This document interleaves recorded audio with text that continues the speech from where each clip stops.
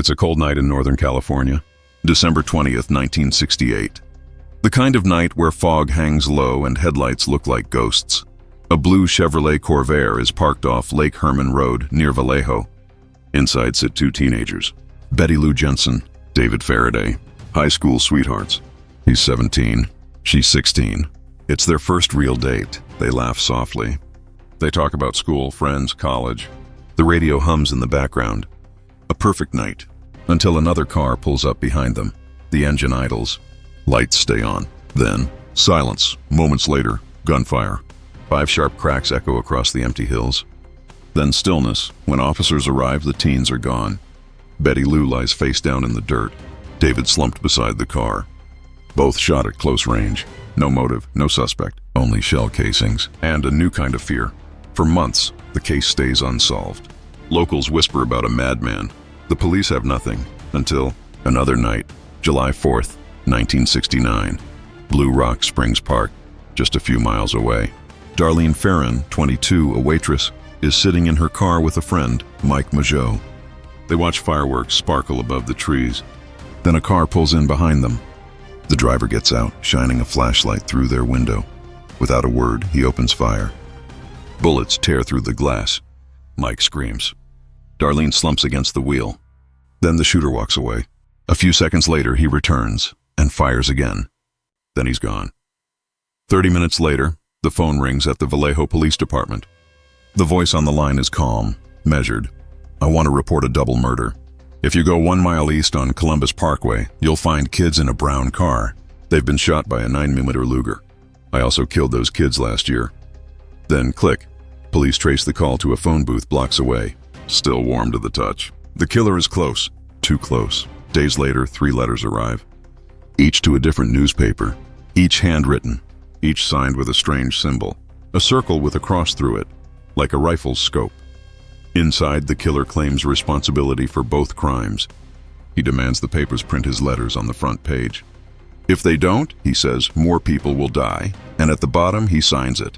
The Zodiac, the newspapers publish the letters. And suddenly, California has a name for its nightmare. Within days, a local teacher and his wife crack the cipher hidden inside one of the letters. The message reads, I like killing people because it is so much fun. It's more fun than killing wild game in the forest, because man is the most dangerous animal of all. He doesn't want money or revenge. He wants attention, control, and now he has both. Police form a special task force. Inspectors Dave Toschi and Bill Armstrong of the San Francisco Police Department lead the hunt. Toschi is sharp, restless, relentless. He carries the case like a weight. He'll later inspire the movie Dirty Harry. But this isn't Hollywood. This is real. The Zodiac keeps writing. Letters arrive week after week. He mocks police.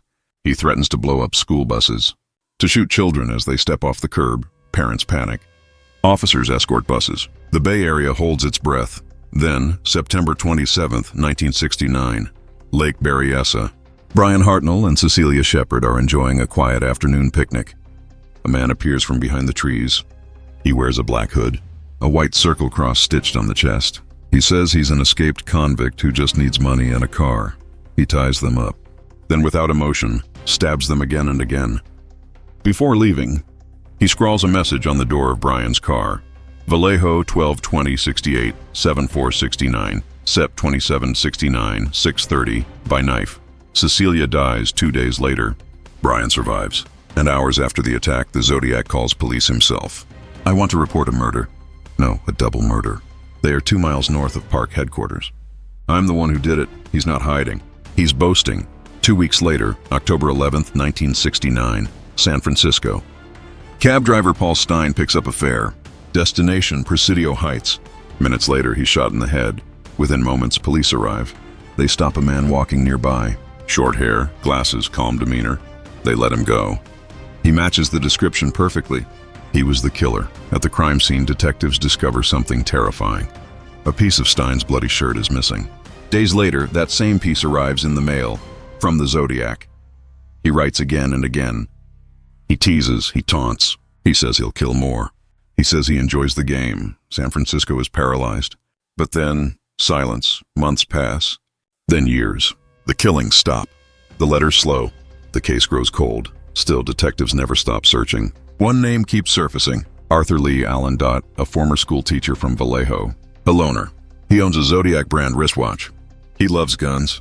He talks about killing people. He matches the suspect's description. Police search his home. They find knives, explosives, and disturbing diaries. Everything points to him, except the evidence. Fingerprints don't match. Handwriting is off. DNA is inconclusive. Allen dies in 1992. Heart attack. No confession. No closure. Detective Toschi retires, still haunted by the case. He keeps every letter. Every photo. He says he dreams of the symbol. He dies in 2018, never knowing. For decades, the Zodiac becomes more legend than man. A ghost story whispered in diners and detective offices.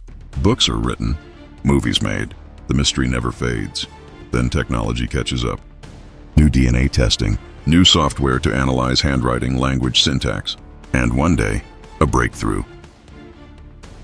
In 2020, a group of amateur code breakers finally cracks the Zodiac's infamous 340 cipher, a code that baffled experts for more than 50 years. The message reads, "I hope you're having lots of fun trying to catch me. I am not afraid of the gas chamber, because it will send me to paradise all the sooner. Because I now have enough slaves to work for me. No name, no clue. Just the same mocking tone." Then in 2021, an independent group called the Case Breakers claims to have identified the Zodiac. They name Gary Francis Poste, a U.S. Air Force veteran from California, dead since 2018. They point to matching scars, old photographs, alleged forensic connections. They're confident, but police aren't.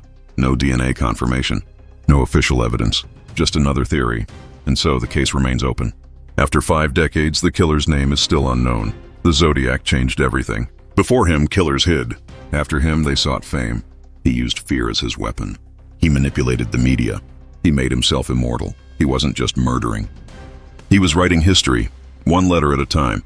Detectives say he wanted control, to prove he was smarter than the police, smarter than everyone. And maybe he was, because he got away with it. The fear he created never left California. Parents still remember those years. The school bus threats, the newspaper codes, the sketches in every shop window, the feeling that anyone could be next. Decades later, people still send tips to police. Every few months, someone claims to have solved it. A new name, a new suspect, a new theory, but none of them hold up. The Zodiac remains a shadow, a phantom who disappeared just as quickly as he arrived. And that's what makes him terrifying. Maybe he died quietly, somewhere no one noticed. Maybe he was caught for another crime under another name. Maybe he's still out there. The truth may be locked inside one of those unsolved codes, or hidden in some dusty evidence box, or buried with him wherever he lies. But one thing is certain. He changed the way America sees evil. Before Zodiac, murder was tragedy. After Zodiac, it was theater, a performance, a dialogue between killer and society. He turned the world into his audience. And we're still watching. Half a century later, his letters still whisper from the archives. The paper yellowed, the ink fading, but the words still sting. I like killing people because it's so much fun. It's the confession of a man who wanted to be remembered, and he got what he wanted. The Zodiac became a symbol of fear, of obsession, of the darkness beneath the California sun. Detectives still chase him through time. Journalists still write his name. Viewers still search for meaning in the madness, because deep down, everyone wants the same thing: to unmask the monster. To understand why. But maybe that's the final trick.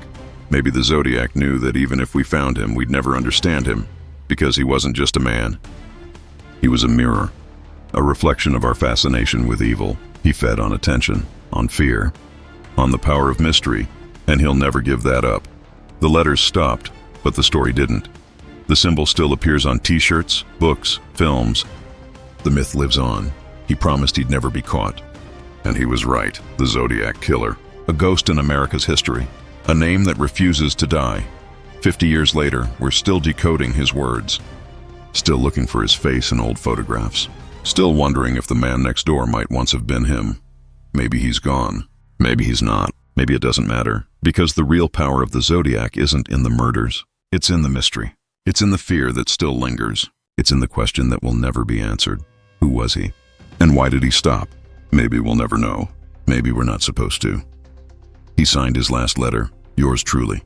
And maybe that's the truth. Because he belongs to us now. To our fear, our curiosity, our endless fascination with the dark, the Zodiac Killer, America's most elusive murderer, and the man who taught us that sometimes. The scariest monsters are the ones who never get caught. And somewhere, in the silence between those keys, he's still smiling.